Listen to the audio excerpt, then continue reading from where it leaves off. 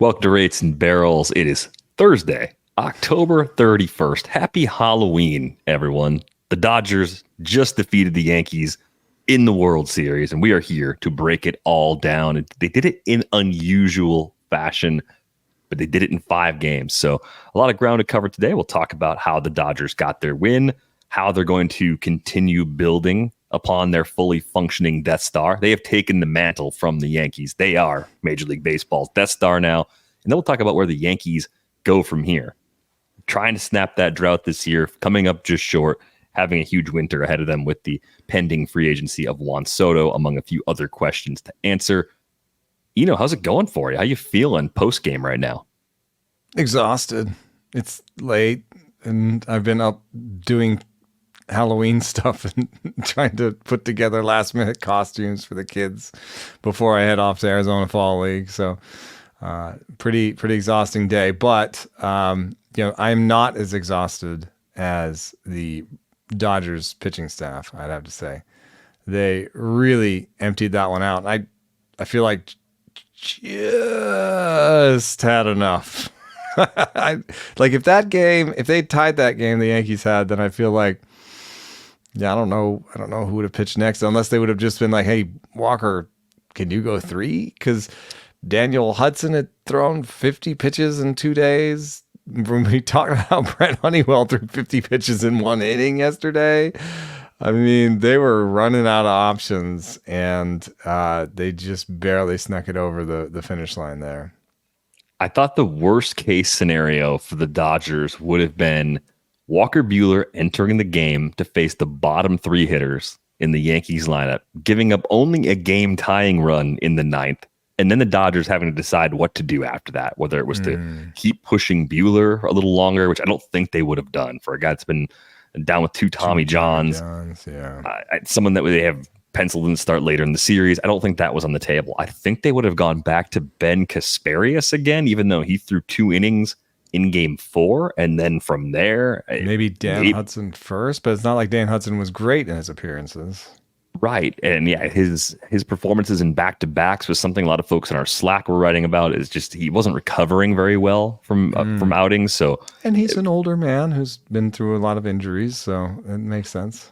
I mean, the fact that they got 2 1/3 from Blake Trinan, oh my gosh, which included a pretty non-competitive walk to Jazz Chisholm. At that point, the consensus in the Discord was toast. It was he's done. They have to do something. They have to make a move. They didn't. He reached back, threw his hardest fastball the entire season, struck out the next batter, ended the inning. I mean, that was huge for the Dodgers. In between came the mound visit from the manager being like, tell me how you're feeling.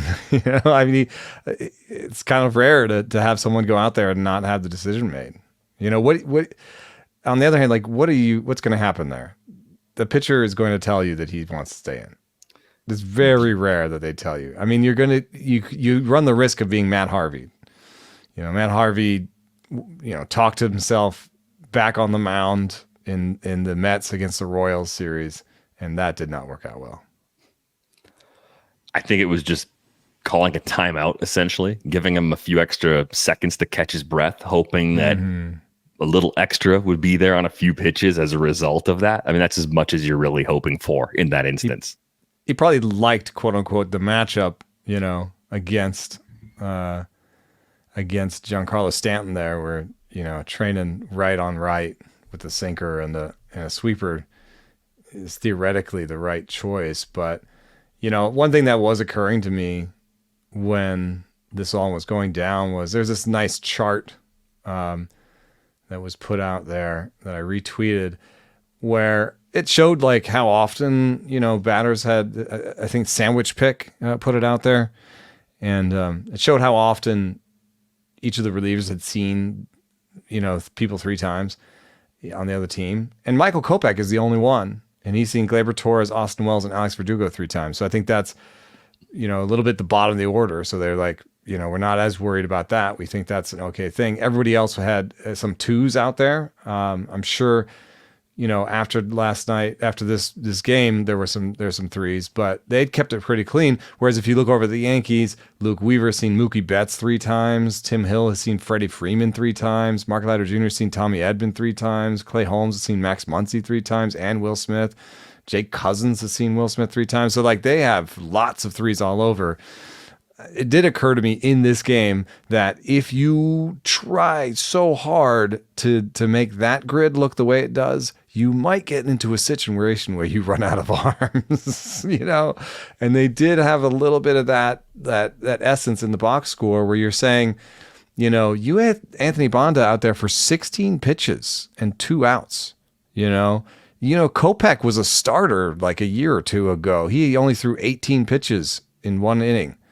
Brusdar Gratterall, he threw 24 pitches. We only got 2 outs. If you'd pushed any of those guys a little bit further, if you'd pushed all 3 of those guys 1 more out, you wouldn't have needed Blake trying to do that last thing. You might not have needed Walker Buehler. Who knows if the score would be the same. I mean, we're going into alternate realities now. But my point is, and it's something I wrote in the preview, was you can do all these things and you can plan all these things. And at some point, you just have to give up because you have no other options. It's game 5, game 6, game 7. He's seen the guy 3 times. What are you going to do? Not, bring out Jake Cousins because Luke Weaver has seen him 4 times? No, you're going to go with Luke Weaver. So on some level, you can plan a pretty picnic, but you can't predict the weather. And I think that's, what the Dodgers thing came down to today was we tried our best, and now we're just hoping that Walker Buehler can get 3 outs here, basically. Just the fact that Jack Flaherty only gave them 1 1/3. The Yankees jumped all over him early. Problem, yeah. That just caused everything to snowball because if you're the Dodgers, looking at the series from a big picture, you say, okay, we're going back to LA no matter what. Worst case scenario, we're down 3-2. We have an off day. We can keep using our A relievers to try to keep this game as close as possible and see what our lineup can do because we know our lineup has done enough against this Yankees A bullpen where anything's possible. And the 5th inning, the Dodgers getting 5 runs in the 5th inning, none of them earned. The Yankees having just a series of terrible defensive plays, right? Aaron Judge drops a ball in center field. Volpe makes a bad throw trying to get a force at third to Jazz Chisholm. Garrett Cole doesn't cover first base on a grounder. I mean, any one of those things can cause you to give up a run or two because things can snowball off that. But doing all 3 of those things in the same inning cost them the season. I mean, that is it right there. It jumps right off the page. It's the easiest thing to look at. I mean, Garrett Cole pitched so much better than the raw numbers would indicate, right? You see the 5 runs allowed, but none of them were earned. He struck out 6, did walk 4. Walks were a problem for both teams throughout this game, but he did the ace thing. The only thing he didn't do was cover first base on a play that he's probably made hundreds of times without even thinking twice about it. Yeah, if you watch closely, the ball that Mookie Betts hit to Anthony Rizzo looked like it was going straight down the line, but it had a fair amount of spin on it. And so Anthony Rizzo takes this tack towards the ball that seems like I'm going to take this ball and run straight to the bag. And if you do a freeze frame, you'll be like, yo, Anthony Rizzo, you're pretty slow these days. Like you couldn't beat him from there. But what happens is it's a little subtle. The ball has the spin on it that takes the ball to the right of Anthony Rizzo. And it's just enough to make him sort of like stumble. Like he makes the play, but he's no longer heading towards first. And that costs him. Also, he's older and slower. I think that has to be part of it. And then, yes, Garrett Cole should have covered, but I'm sure he's watched Anthony Rizzo make that play before in the past and just thought, he's got this, So, that one, it occurred to me a little bit that, and, luck is a weird word here because you're like, well, they did screw up. They made the mistakes that led to this inning. But you could have taken all 3 of those mistakes and scattered them a little bit more liberally through the game. Right. If you mix and match them, you don't have the crooked number like that, and it doesn't quite come out the same way. Take the drop fly ball in the second, and we'll take the not covering first over here, and you give up like 1 extra run, not 5. So Yeah, that was tough to watch. I don't know. Is there blame to be handed out in the situation? I think in New York the blame will rest on Aaron Boone's head. Like, do you think they might fire him? No, I don't think so. I think Aaron Boone getting fired would have happened if the Royals had eliminated the Yankees in the divisional series. The divisional series, yeah. Yeah. That was the Aaron Boone is safe for another year, I think, once he got past there. Or at least getting to the World Series made him safe. But having this game with like defensive miscues, and having this out there that they're the terrible base running team. Those are two things where you're like, should our coaching staff be on top of this? Like, we just talked about how the Dodgers and the Yankees, if you try to do like a 1-to-1 defensive comparison where you leave positioning out and you just look at the skills of the players, you say, these teams pretty evenly matched. But then you look and the Dodgers lead the league in positional runs, and you're like, dang. Can we have what they have? Like, can we have the coaching staff that puts our guys in the exact right position every time? Like, what do they have that we don't have? So we have a young shortstop that is great defensively. We shouldn't be making these mistakes. And in terms of base running, are we being too aggressive? So I think those are some actual questions that they'll ask.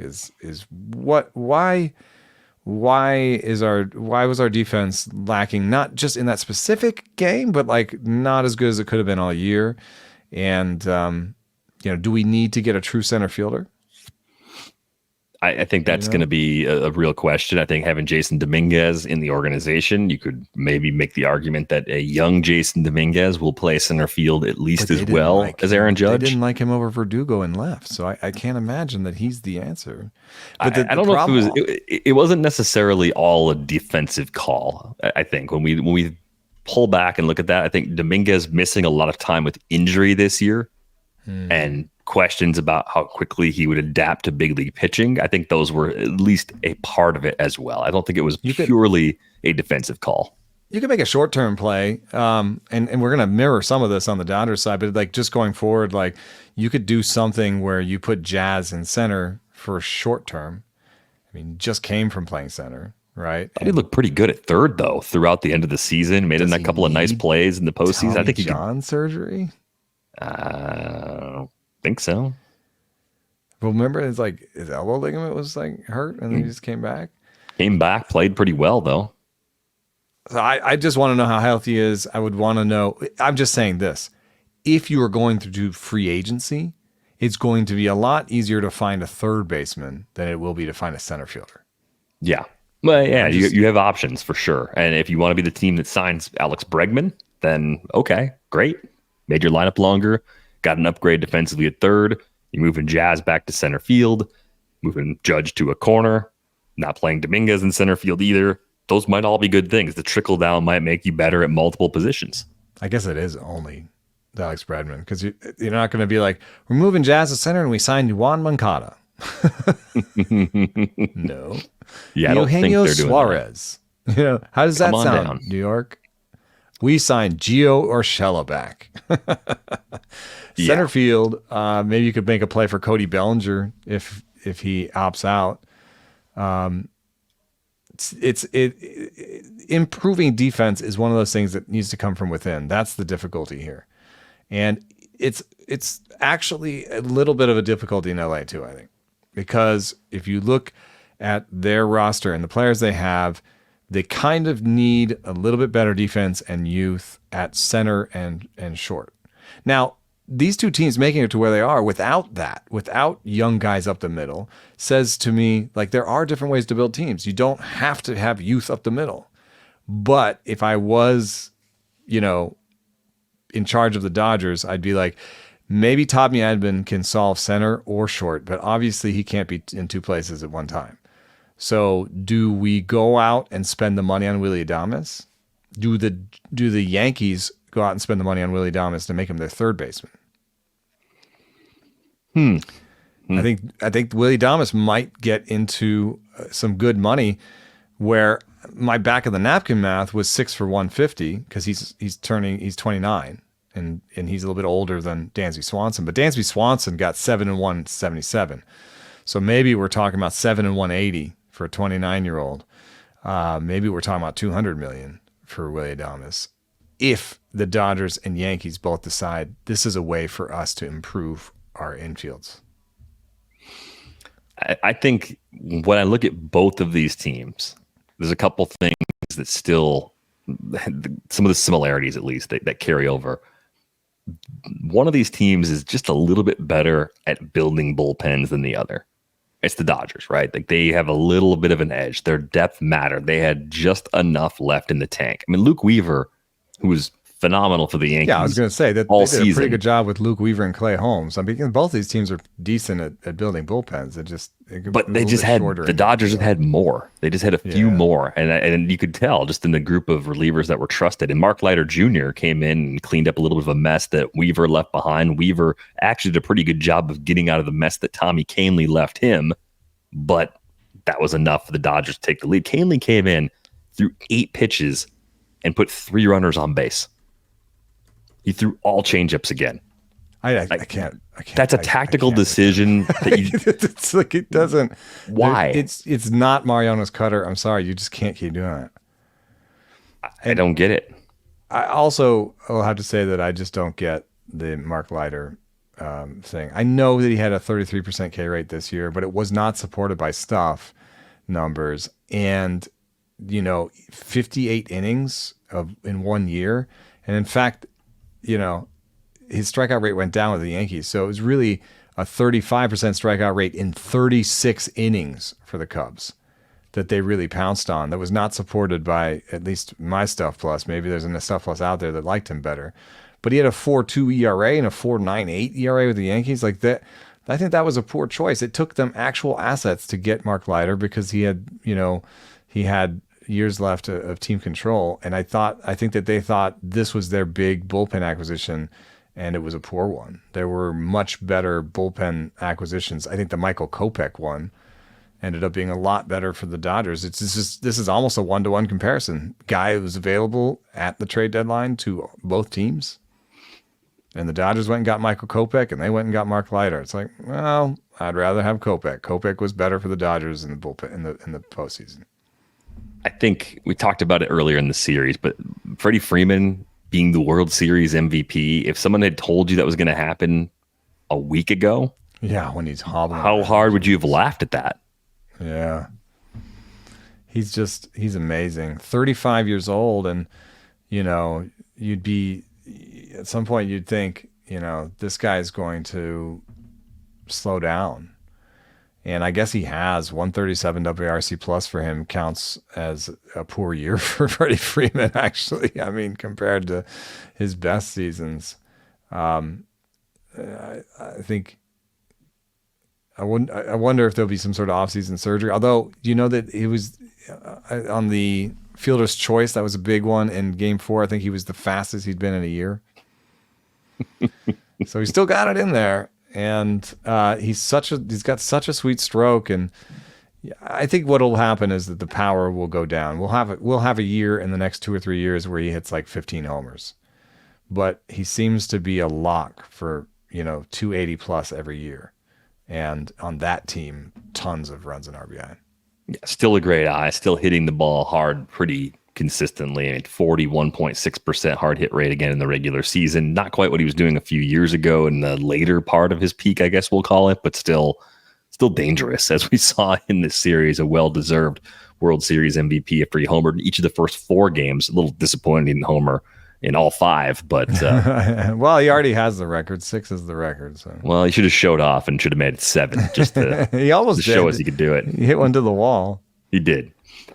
So there's a lot of ways to go from here, but as I said at the intro, I think the Dodgers are officially Major League Baseball's new Death Star. They are the team you're trying to beat, right? Some people looked at the 2020 World Series and said, well, that was a little bit different, right? That was a shortened season. You didn't have to deal with road fans playing in your playoff games. It wasn't the same. I push back on that because it was an expanded field playoffs. You had to win more games to get through it. Conditions in 2020 were just odd. Nobody had to go on the road, air quotes. So I counted that as like a legitimate World Series, and they're always in the mix with the core they've put together these last few years. But they're the team everybody's trying to chase. I think a lot of the conversations around the Yankees this offseason are going to be similar to what they were talking about when they had trouble beating the Astros in the playoffs in recent years. Now they've reached that next level, and we'll get to some of their questions in just a minute. The problem I think you have if you're the Dodgers would be that, Tyler Glasnow, we talked about him earlier in the week, is getting good reports, nice imaging on his elbow right now.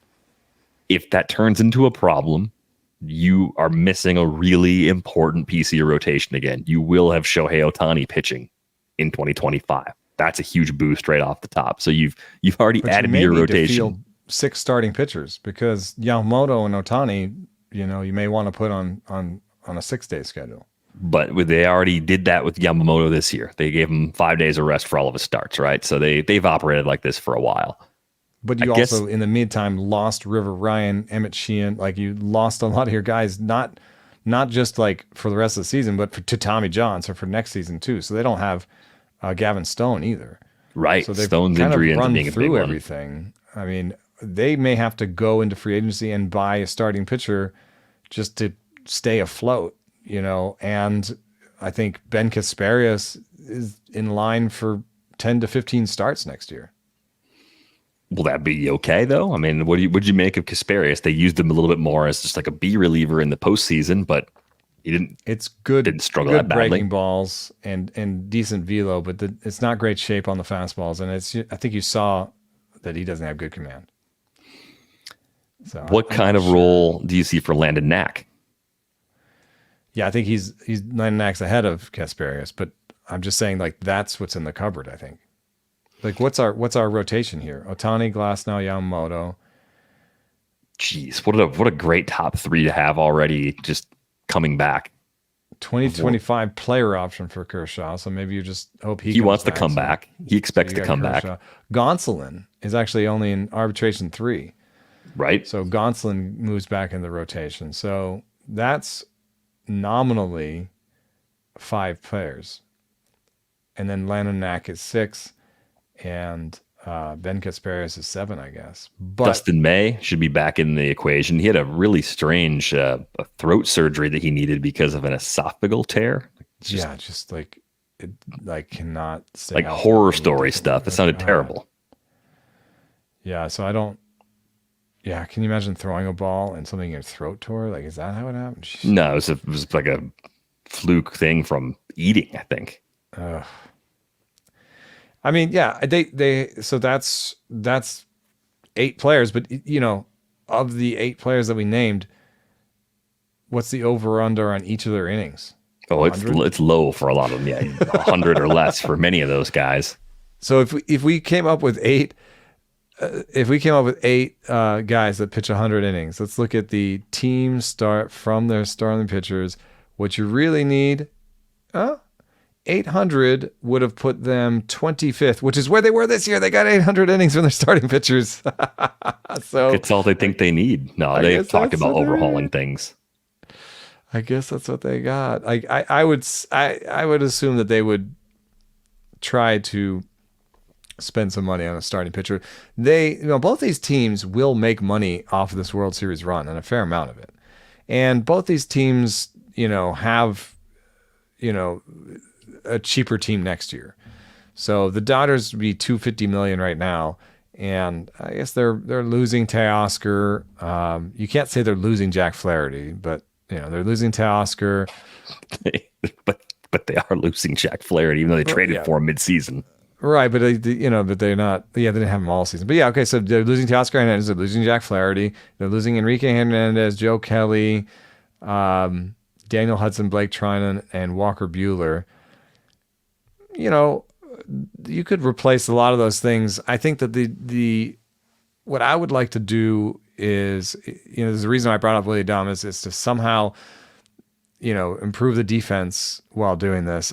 Like, Teoscar was a great signing and it helped them, but I would probably rather just try to find a corner outfielder than spend $23 million on a corner outfielder when I've got some weakness at center and at short that maybe somebody like Adames could help. And then I think from a starting pitcher standpoint, wouldn't it be nice to have somebody that has like a Garrett Cole like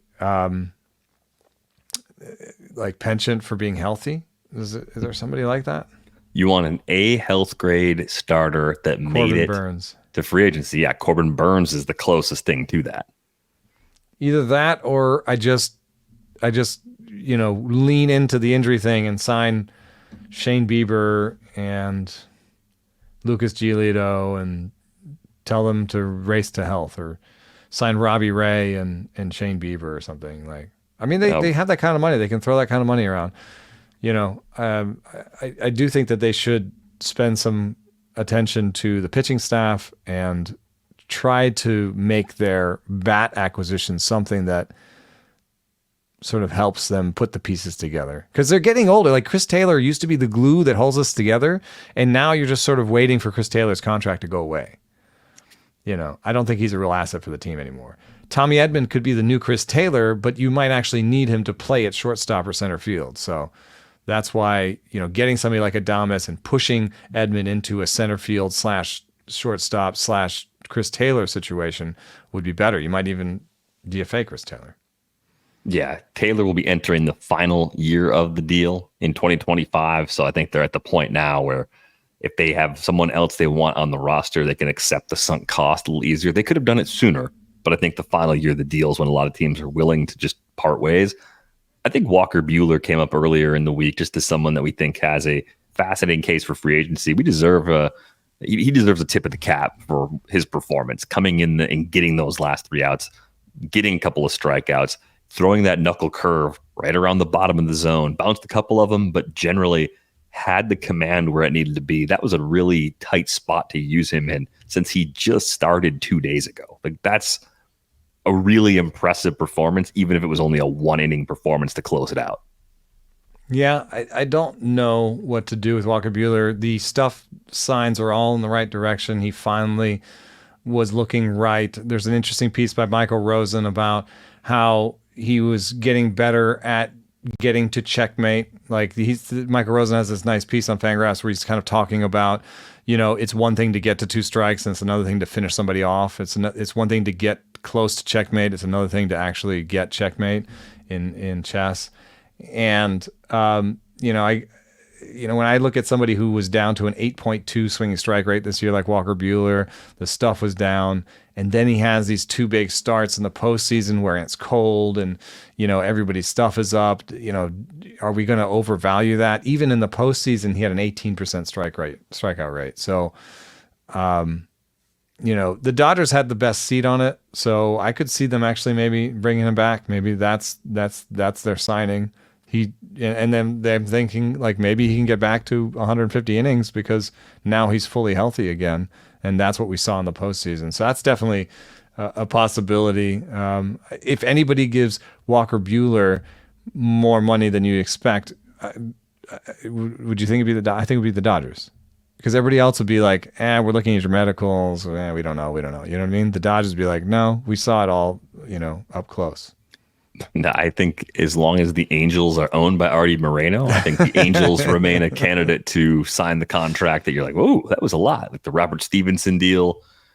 Signed Blake Trinan to a big deal right when his stuff is, cratering, according to the models. And also, if you want to get excited about Blake Trinan, just look at how many innings he's put together and the fact that he's come off of labrum surgery. I think I'd be careful with that signing as well.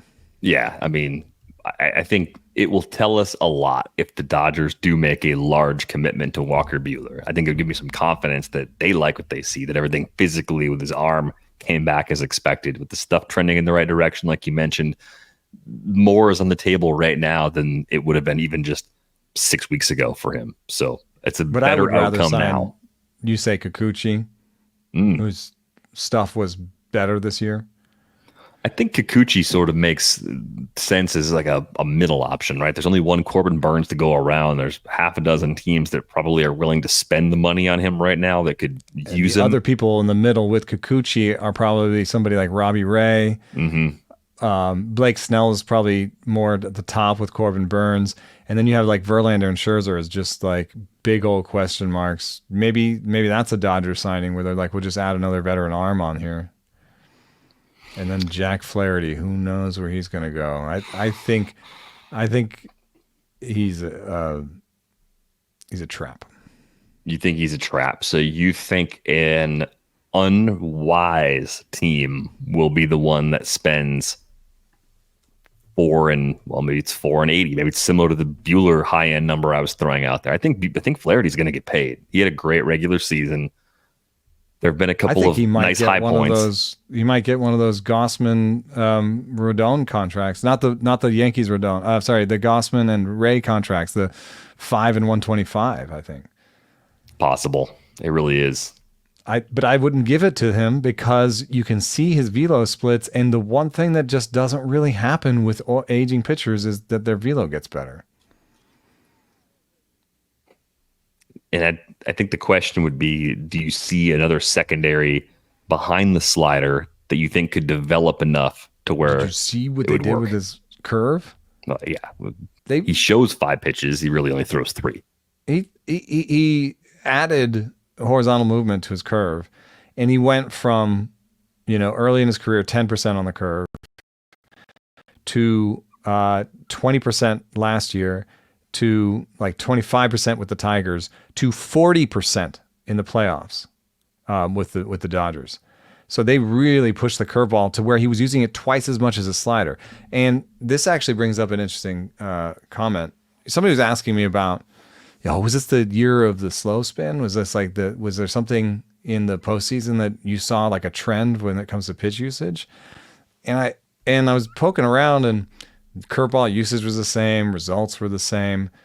The thing that I found that really surprised me was we do see often in the past, in the postseason, we saw trends like reducing the use of the fastball, extra velo on the fastball, reduce usage of the fastball.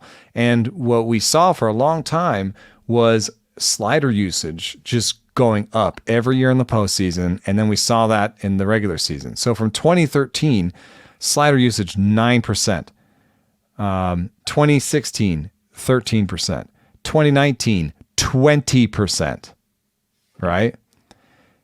Then we hovered around 16 to 18 till 2022. The last 2 years, 12.8% and 14.6% on the slider. And I think you saw, even with Jack Flaherty, reduced usage of the slider. The only person that kind of threw the slider more was Yamamoto. Garrett Cole stopped throwing the slider as much this year.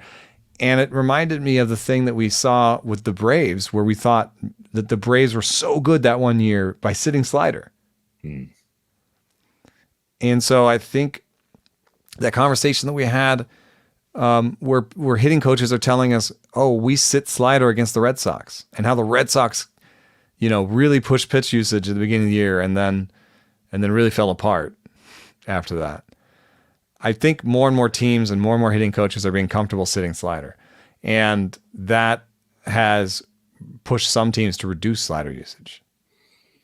This year, fastball usage was up in the postseason. And I think that would be a surprising trend. So I think that we are pushing back on some of the trends. This is the first, time that I've thought, okay, maybe we'll see fewer sliders in the major leagues next year. I've been kind of waiting for that moment, and maybe we've come to some equilibrium. I think you mentioned just a couple of shows ago, the quality of the fastballs in the postseason, though, is exceptionally high. So maybe it just happened to be a year where the playoff field also was loaded with teams that had good fastballs. So they threw more because that was a strength, relatively speaking. It is a copycat league, though. So if people see that, they'd be like, oh, actually, you know what? I need a good four seam for the postseason. When my guys are, feeling good and throwing hard, I want some guys with a good four seam with ride.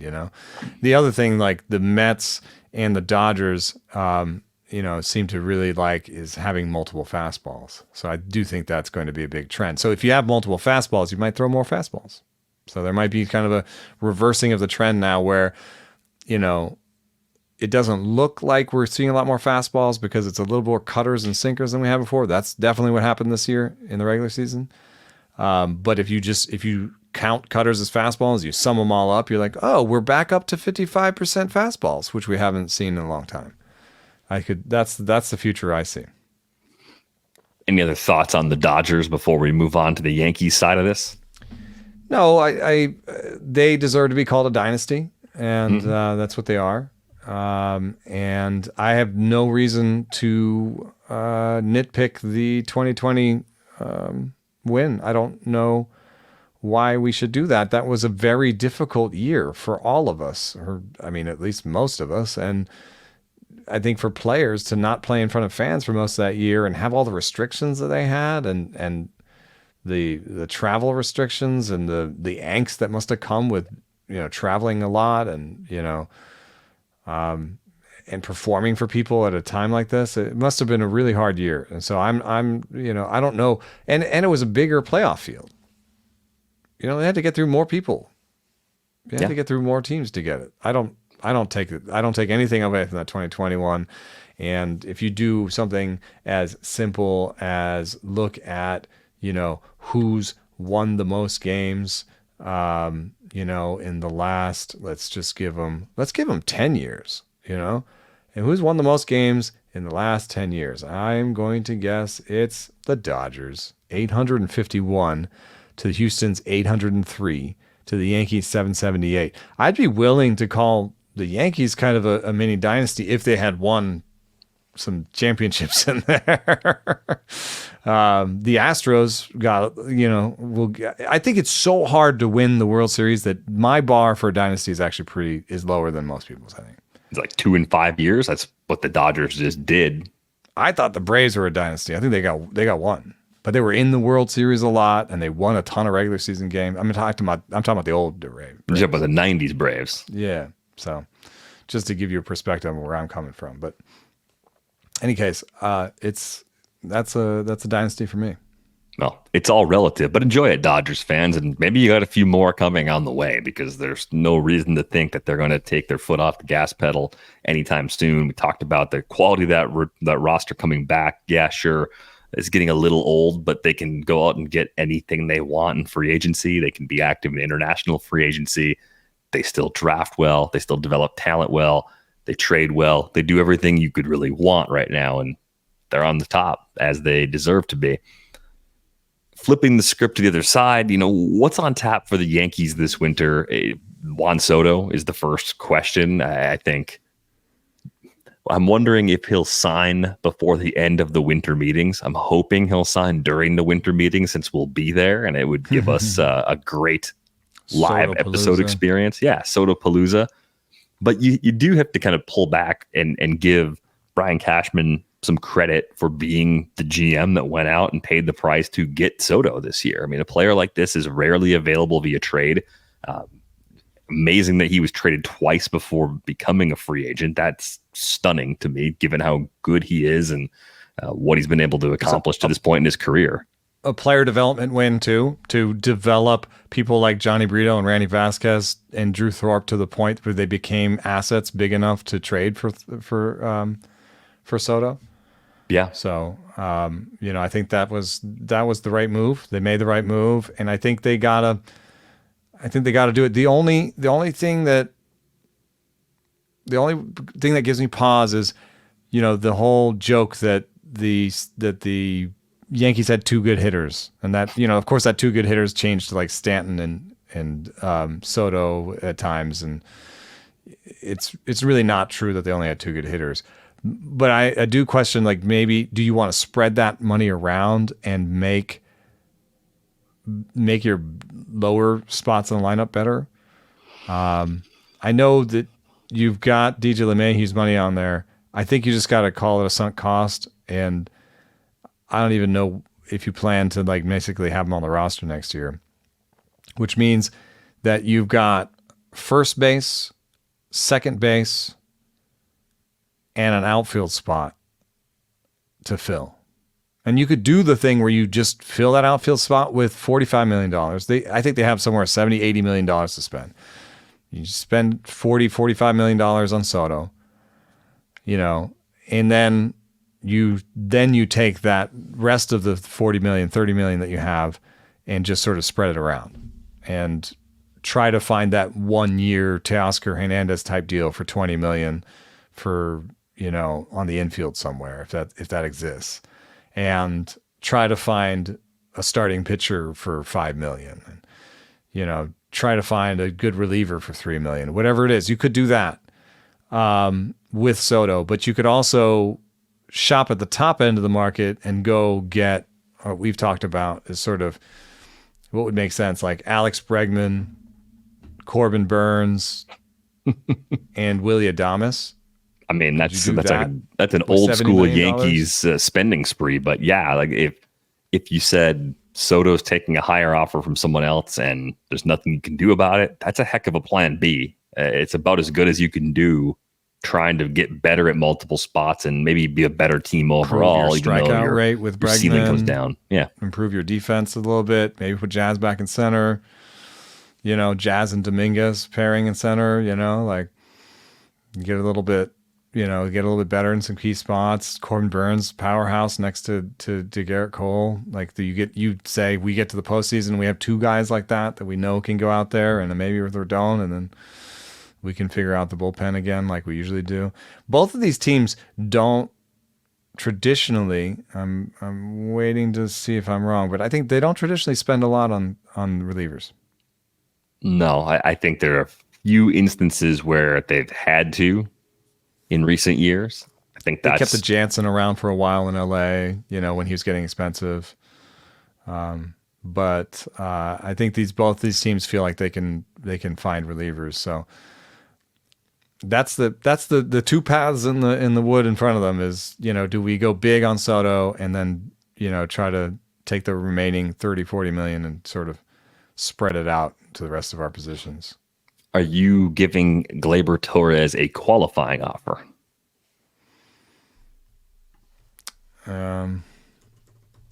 Less than 2 WAR this year. It was a down year, but the previous 2 seasons, 3.6 and 2.6 WAR. And I think the defense didn't grade out quite as poorly in each of the previous 2 seasons. I don't think so. I think his projection will probably be for something like 2.5 WAR. And it smacks a little bit too much of like, you remember when they gave Jock Peterson the qualifying offer and you're like, technically by WAR, like you're paying market rate, but you're paying market rate on a 1-year deal. I don't know. It's a little weird though, because if Gleyber's not there, second base can be a difficult spot to fill, even though it's not necessarily like critically important. I don't know. I don't know how they would replace him. It's not a real great place to go shopping unless Jorge Polanco's $12 million club option gets turned down. I think he's probably still a starter, league average type player. Brandon Lau has a $10.5 million club option that I think the Rays will pick up. You can maybe acquire him in trade. That's it. That's the market. Yeah. So I've changed my mind. I kind of think that maybe they give him the QA. I think he might take it though. There's a non-zero chance he would accept it, and it's a good place to be for one more year. It gives you a chance to have the walk year you hope to have in 2024. Maybe it's a win-win for both sides for 1 year. I don't know if they want to do a long multi-year deal with Gleyber, but I kind of think they could settle there. According to Fangraphs, who has the arbitration salaries put in and does all the things with, adds up all the benefits and everything, if you put Soto for 45 and Gleyber for basically 20, right? That's QO is like 19 or something. Mm-hmm. You have the Yankees at 295 and they were at 313 this year. So it'd be even tighter. So now you're trying to find, what are you trying to do? You just with $65 million, you just got back to where you were last year. And you need a little bit more, right? You need one more upgrade. You need a first baseman. Yeah, I get the sense that maybe they just go for it. Just go have a $350 million payroll. Yeah, the Yankees, you can. It's really just a matter of choice. Yeah. And Juan Soto. I just want to see if Hal wants to spend more because they didn't win it this year, if it actually motivates him to open Or up he the tells wallet. him, tear it all down. Start over. This team's terrible. Oh, I don't know, man. I don't know. I just, as a person who is a reasonable but competitive person, I would want to just make this core better. I would want to keep Soto.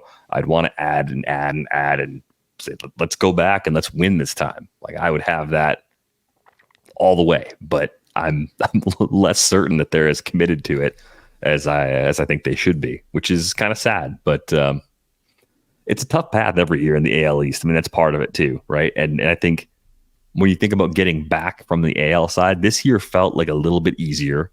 You know, the Central was more represented in the postseason than we all expected when the season began.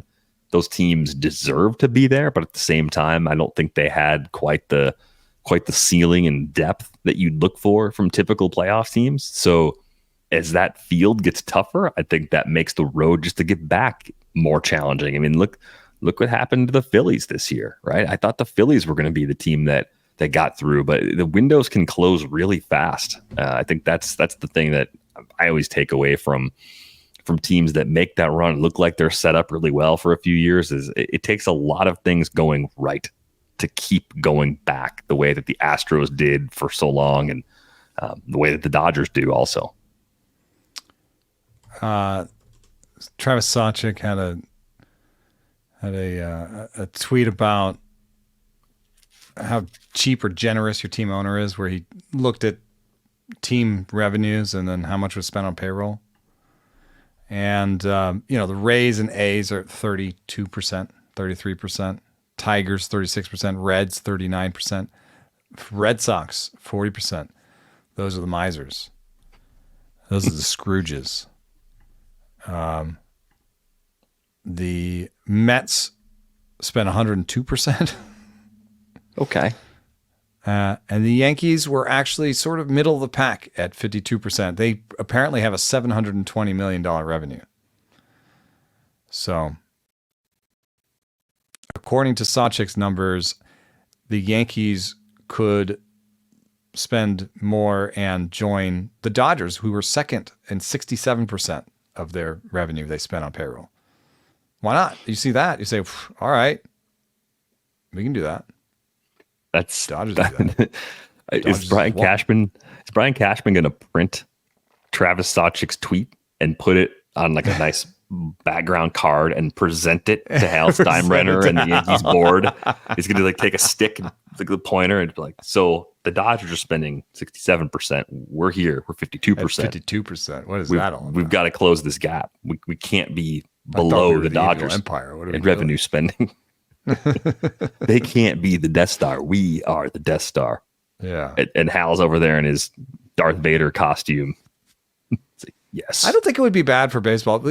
Like, again, the numbers say that dynasties are good for good for sports, good for interests. People are like, oh, I know who these people are. I saw them on the biggest stage last year. I know that person, Ohtani. I know that person, Judge. That's actually really good for your sport. Would it be good for you, the Brewers fan? I don't know. No, not. I'm still not a fan of salary caps. No, of course not. And I think you and I have come to the agreement a long time ago that the luxury tax functions as one. You basically have that in place. That does control spending to some degree. So if you lower it even more, that's worse for the players. It's worse for the players. Situation. Yeah, it's worth thinking about with fans. I mean, I get it. I just think that when you can understand the mistrust on the players' part, because 10% of the Braves' revenue comes from the battery, and when you see something like that, you're like, oh, like what's that number all around baseball? And if that number is 10%, and you come to a say, well, you go, oh, we'll do salary cap and a salary floor and all this stuff, and we want 50% of the revenue. Do you think the owners are going to be like, oh, but the batteries, the fuck for the battery, you guys don't get. That's not revenue that the players have anything to do with. That's my real estate. Yeah, no, that's how it goes down, though. So I can understand their mistrust, and I think that what I would hope is that some of the streaming situation is figured out in a way that helps the smaller teams. I think that's possible. I think it's possible that, not focusing so much on these local TV deals and nationalizing it to some extent could lead to a little bit of revenue sharing of the local TV deal, basically. Right. And I think that's where the smallest markets get eaten up the most, right? The TV deal that a team like the Brewers has compared to the Dodgers and Yankees, so much of your payroll comes from that because it's such a firm revenue source, right? So we've seen that link for a long time. Your TV deal generally, plus your BAM money, your $50 million that you get, whatever share you get from that, that's usually your number for what your owner's comfortable spending. Yeah. And if you can close that gap, that could make some of the smaller markets a bit more competitive over time. Would love to see that. There are some ominous signs, though. There's some things where, baseball went out and got a bunch of money from Apple and Amazon Prime and stuff. And then ESPN came back and was like, you're not getting as much money from these streamers as we are paying you. We'd like to renegotiate our deal. So did Manfred just shoot himself in the foot a little bit? So there's some ominous signs there. And then obviously the biggest ominous sign is just like how many of the local cable stations are just shutting up shop. Right. The diamond collapse, the fallout from that. We haven't even realized all of that yet. It's something that will come up this winter. We may have to have a conversation with Evan Drellick at some point because he is we should have him on the pod. The point person at The Athletic covering that in great detail. There are some teams that are going to be more impacted by others. It's awful. It's not. I wouldn't put that in the category of the most fun thing you could report on, but it's important, and he does a great job with it. So we'll be covering it. We'll be talking about it at some point over the course of the next few months. But hey, now that the Dodgers are World Series champions, the focus shifts to 2025 fantasy baseball in full. We're going to be here throughout the rest of the fall and winter, getting you ready, looking back at some of the things we learned from 2024 as we prepare for 2025. If you'd like to join our Discord, that's a great way to hang out throughout the offseason. You can do that with the link in the show description. You can find Eno on Twitter at Eno Sarris. You can find me at Derek VanRiper. You can find the pod at Rates and Barrels. Thanks to all of you for listening throughout the postseason, throughout the regular season, all the way back to last draft season. We basically don't stop. We take like a week off in November, and then we just keep going like we didn't take any time off at all, which we both love it. So that's why this weekend you're going to hear us from the Arizona Fall League. We're going to do a broadcast from Arizona, and we'll have some fun guests, hopefully. And then we'll be back next week and back at it. Say hi if you're out in Arizona. But it's going to do it for this episode of Rates and Barrels. Back with you on Monday.